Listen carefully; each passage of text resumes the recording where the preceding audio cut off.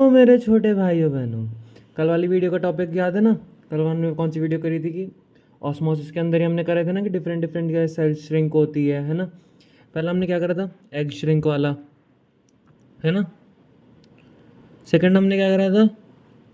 Egg swell वाला। तीसरा हमने क्या करा था? सेल श्रिंक वाला। फोर्थ हमने क्या करा था? सेल स्वेल वाला। ये क्या होता है? एग श्रिंक वाला, एक्सो, ये एंडो। ये क्या होता है? सेल श्रिंक के अंदर क्या आता है? एक्सो, इसमें भी एंडो। इसके अंदर क्या था? सेल के अंदर ही कंसंट्रेशन क्या थी? हाई थी। इसके अंदर लो थी। इसके अंदर पानी कंसंट्रेशन क्या थी? लो थी। इसके अंदर क्या थी? हाई थी। ठीक है, इतनी बात याद होगी, है ना? तो आज का टॉपिक है जो, उसका नाम है ऑस्मोटिक प्रेशर। ऑस्मोटिक प्रेशर, ठीक है। इस चीज़ से समझ क्या आता है हमें? ऑस्मोसिस तो हमने पढ़ लिया, ठीक है। ऑस्मोसिस का मतलब क्या होता है कि जो सॉल्वेंट की मूवमेंट है वो region of low concentration to region of high concentration, ठीक है। तो ऑस्मोटिक प्रेशर क्या होगा? जो ऐसा प्रेशर, ठीक है। अब इसका ना ऐसा समझो कि एक एक्स्ट्रा प्रेशर, ठीक है। एक ऐसा हमने एक्स्ट्रा प्रेशर समझो, हमने कंटेनर लिया ये, ठीक है। ये लिया हमने कंटेनर, ये हमने इसके अंदर सेमी परमेबल मेम्ब्रेन लगा दी। यहाँ सॉल्वेंट है, इसकी कंसंट्रेशन क्या है? लो। इसकी कंसंट्रेशन क्या है? हाई, समझो, ठीक है। सॉल्वेंट मूव कहाँ से कहाँ करता है? लो से हाई की तरफ मूव करता है ना? इतनी बात हमें पता है। सॉल्वेंट किससे मूव करता है? लो से हाई की तरफ मूव करता है। तो हम कह रहे हैं कि हमें ना जो हाई कंसंट्रेशन की तरफ ना एक प्रेशर लगा दें। क्या लगा दें? हमें external pressure. External pressure, so that osmosis couldn't take place, ठीक है। इतनी बात क्लियर हो गई कि हम कोई एक्स्ट्रा प्रेशर ऐसा लगाएं that should, the extra pressure, the extra pressure that should be added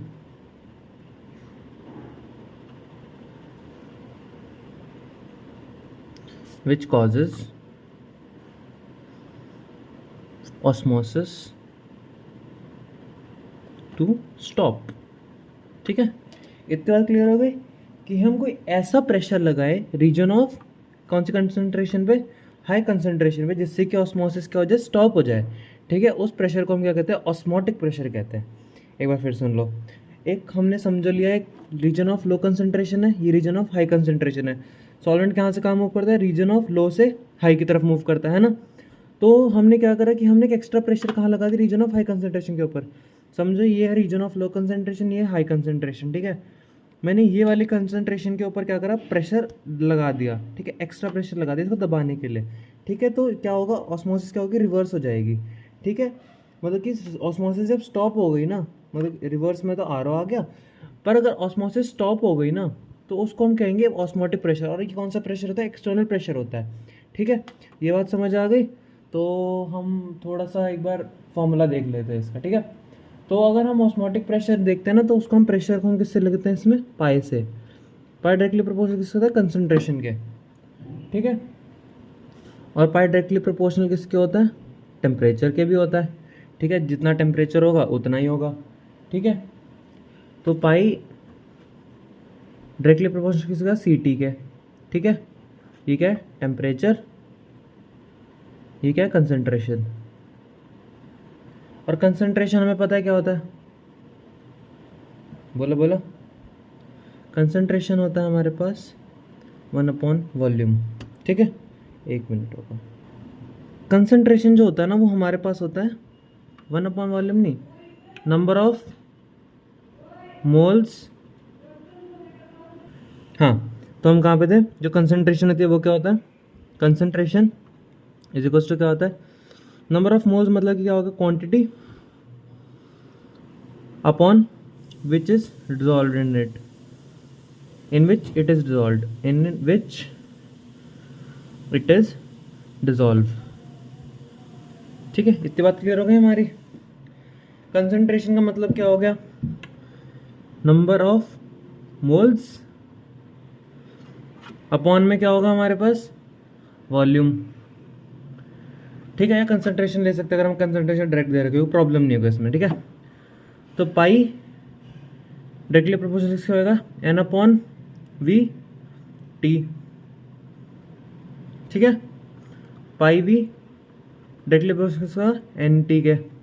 और अगर जब इसको हटाते हैं ना तो निकल के आता formula pi V is equals to n R T.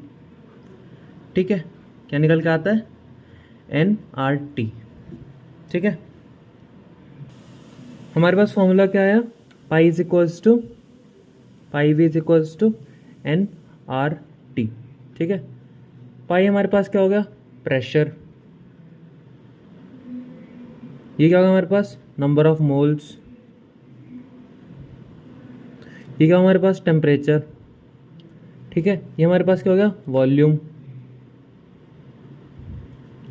और जो हमारे पास आर होता है ना, ये होता है वॉल्यूम का कांस्टेंट, वॉल्यूम और pressure constant.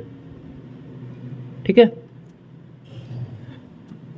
Pressure per unit volume भी लिख सकते हैं इसको हम, जैसे प्रेशर पर यूनिट वॉल्यूम दे दिया हमें इसकी। ठीक है, तो हमें देखो समझो, तो प्रेशर हमें दे दिया हो एटीएम में या बार में या पास्कल में। ठीक है, किस में, एटीएम, बार, पास्कल में।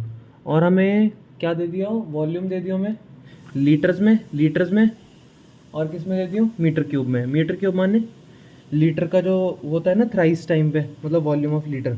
ठीक है, वो होता है मीटर क्यूब। ठीक है, ये चीज़।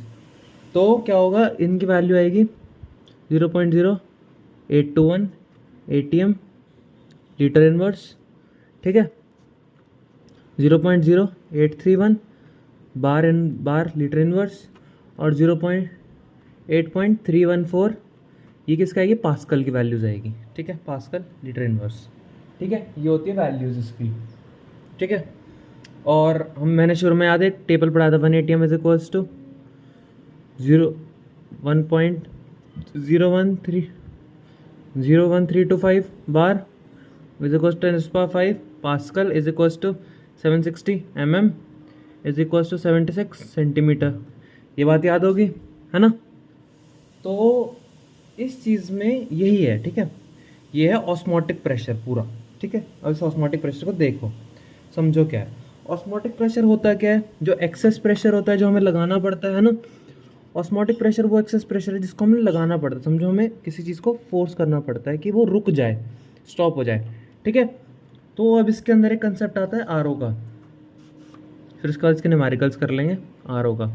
ठीक है, आरओ का होता है रिवर्स ऑस्मोसिस। रिवर्स ऑस्मोसिस इसके अंदर होता है कि जब हमारा आरओ होता है ना, आरओ के अंदर जो प्रेशर होता है ना उसको एक्स्ट्रा कर दिया जाता है, एक्स्ट्रा प्रेशर। ठीक है, इसका मतलब क्या हो गया, समझो कि हमने जब ऑस्मोटिक प्रेशर जो था हमारा, ऑस्मोटिक प्रेशर है हमारा जो हमने पिस्टन लगा के लगाया है इसको, है ना। तो जब हमने इस पिस्टन को और दबा दिया नीचे की तरफ, मतलब कि ऐसे करके नीचे की तरफ दबा दिया।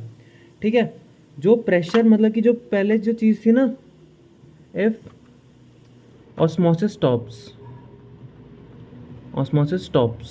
ठीक है, देन उसके बाद क्या होगा, हमने जो प्रेशर था उसको मोर कर दिया, प्रेशर इंक्रीज कर दिया, तो सॉल्वेंट की मूवमेंट किस में होगी, solvent movement from high concentration to low concentration. ठीक है, इतनी बात समझ में आ गई। तो हम इस चीज़ को कहते हैं रिवर्स ऑस्मोसिस। क्या कहते हैं हम इस चीज़ को, रिवर्स ऑस्मोसिस कहते हैं इस चीज़ को हम। ठीक है, इसके लैंग्वेज ना एक बार खुद बुक्स में देख लेना, बुक में लिखी होगी, नहीं तो मैं अगले वीडियो में बताऊंगा। ठीक है, तो आज का टॉपिक क्या था हमारा, ऑस्मोसिस। क्या था हमारा, ऑस्मोटिक प्रेशर। ठीक है, ऑस्मोटिक प्रेशर का था एक्स्ट्रा प्रेशर। ठीक है, जो ऑस्मोसिस को स्टॉप कर सके। ठीक है, इसका फॉर्मूला क्या था, पाई डायरेक्टली प्रोपोर्शनल कंसंट्रेशन क्या होता है, प्रेशर डायरेक्टली प्रोपोर्शनल कंसंट्रेशन क्या होगा, टेम्परेचर क्या होगा, ये इतना टेम्परेचर लिया हमने, है ना, वो दोनों पे डिपेंड होएगा, है ना। और क्या हमारे पास कंसंट्रेशन पता है क्या होती है? Quantity over which is dissolve in it, कि जो क्वांटिटी हमारी है और उसको किसके अंदर डिजॉल्व कर रखा है वो चीज़ हमारी क्या होती है? कंसंट्रेशन। ठीक है, तो ये चीज़ हो गई हमारी कंसंट्रेशन। तो pi V is equal to NRT आ गया। R क्या होता है हमारे पास? प्रेशर का या फिर वॉल्यूम का क्या होता है? कांस्टेंट टाइप में होता है। ठीक है, इसकी वैल्यूज़ किस किस में आ गई? ATM, बार और पास्कल में आ गई। ठीक है, हमारी वैल्यूज़ ये प्रेशर की वैल्यूज़ ही हैं। ठीक है, लीटर मत लिखना, ये उसी की वैल्यूज़ है। ठीक है, तो इसका फॉर्मूला आ गया। तो बस यही था आज के टॉपिक का और आज का वीडियो। ठीक है, इंटरेस्टिंग लगा तो सब्सक्राइब कर दो, लाइक कर दो हमारे चैनल को। ठीक है, और ऐसी हमारे नए नए वीडियोस देखने के लिए हमें ऐसे सपोर्ट करते रहो। आज के लेक्चर के लिए बस इतना ही। ठीक है।